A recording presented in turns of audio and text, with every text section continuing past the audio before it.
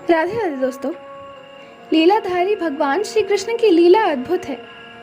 एक बार तो राधा रानी की प्रेम परीक्षा लेने के लिए नारी बनकर उनके महल में पहुंच गए। शाम को श्री राधा रानी अपने राज मंदिर के उपवन में सखियों संग टहल रही थीं। तभी बागीचे के द्वार के पास मणि मंडप में एक अनजान पर बेहद सुंदर युवती को खड़ा देखा। वह बेहद सुंदर थी। उसके चेहरे की चमक देख श्री राधा रानी की सभी सखियां अचरज से भर गईं। श्री राधा रानी ने गले लगाकर स्वागत किया और पूछा, सुंदरी सखी, तुम कौन हो? कहाँ रहती हो और यहाँ कैसे आना हुआ? श्री राधा रानी ने कहा, तुम्हारा रूप तो दिव्य है। तुम्हारे शरीर की आकृति मेरे प्रियतम श्री कृष्ण जैसी है। तुम तो मेरे पास यहीं रुक जाओ। मैं तुम्हारा वैसे ही ख्याल रखूंगी जैसे भाभी अपनी नंद का रखती है। यह सुनकर युवती ने कहा, मेरा घर गोकुल के नंद गांव में नंद भवन के उत्तर में थोड़ी ही दूरी पर है। मेरा नाम गोपा देवी है।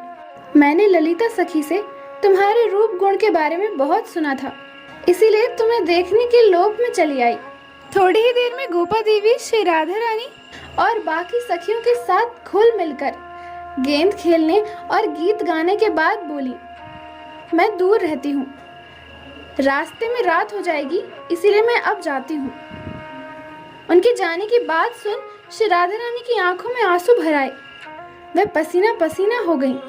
सखियों ने तत्काल पंखा झूलन शुरू किया और चंदन के फूलों का इत्र छिड़कने लगी। ये देख गोपा देवी बोली, सखी राधा, मुझे जाना ही होगा, पर तुम चिंता मत करो, सुबह मैं फिर आ जाऊंगी।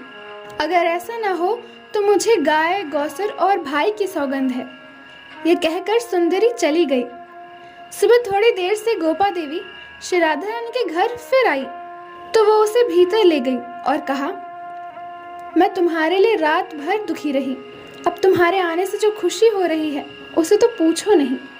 श्री राधा रानी की प्रेम भरी बातें सुनने के बावजूद जब गोपा देवी ने कोई जवाब नहीं दिया और अनमनी बनी रही तो श्री राधा रानी ने गोपा देवी से इस खामोशी की वजह पूछी। आज मैं दही बेचने निकली। संकरी गलियों के बीच नंद के श्याम सुंदर ने मुझे रास्ते में रोक लिया और लाज शर्म ताक पर रख मेरा हाथ पकड़कर बोला कि मैं कर लेने वाला हूँ, मुझे कर के तौर पर दही का दान दो। मैंने डांट दिया, चलो हटो, अपने आप ही कर लेने वाले बन गए, मैं तो कोई कर तुम्हें नहीं दूंगी। उसने लपक कर मेरी मटकी उतारी और फोड़ कर दही पीने के बाद मेरी चुनरी उतार कर गोवर्धन की ओर चल दिया। श्री राधा रानी इस बात पर हंसने लगी तो गोपा देवी बोली, सखी, ये हंसने की बात नहीं है। वो काला कलूटा ग्वाला, ना धन ना वीर, आचरण भी अच्छे नहीं, मुझे तो वो निर्मोही लगता है। सखी, ऐसे लड़के से तुम कैसे प्रेम कर बैठी? मेरी मानो तो उसे दिल से निकाल दो। श्री राधा रानी बोली, तुम्हारा नाम गोपा देवी किसने रखा? वो ग्वाला है, इसीलिए सबसे पवित्र है। सारा दिन पवित्र पशु गाय के चरणों की धूल से नहाता है।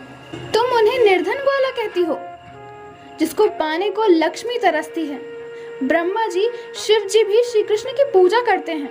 उन्हें काला कलूटा और उन्हें निर्बल बताती हो, जिसने बकासुर, कालिया नाग, यमलार्जुन, पूतना जैसों का चुटकियों में वध कर डाला, जो अपने भक्तों के पीछे पीछे इसीलिए चलता है कि उनके चरणों की धूल मिल जाए, उसे निर्दयी कहती हो। गोपा देवी बोली, राधा, तुम्हारा अनुभव अलग है और मेरा अलग। किसी अकेली युवता का हाथ पकड़कर जबरन दही छीनकर पी लेने वाला क्या सज्जनों के गुण हैं? श्री राधा रानी ने कहा, इतनी सुंदर होकर भी उनके प्रेम को नहीं समझ सकी, बड़ी अभागन हो। ये तो तुम्हारा सौभाग्य था, पर तुमने उनको गलत समझ लिया। गोपा देवी बोली, अच्छा, तुम्हें अपना सौभाग्य समझ के सम्मान भंग कराती। अब बात आगे बढ़ गई थी। आखिर में गोपा देवी बोली, अगर तुम्हारे बुलाने से श्री कृष्ण यहाँ आते हैं तो मैं मान लूंगी कि तुम्हारा प्रेम सच्चा है और वे निर्दयी नहीं हैं, और यदि नहीं आते हैं तो इस बात पर राधा रानी बोली, यदि नहीं आए तो मेरा सारा धन भवन तेरा।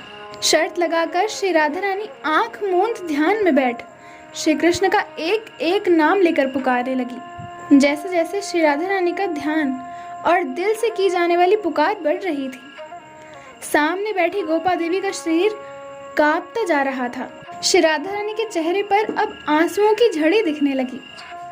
माया की सहायता से गोपा देवी का रूप लिए भगवान श्री कृष्ण समझ गए कि प्रेम की ताकत के आगे अब ये माया नहीं चलने वाली।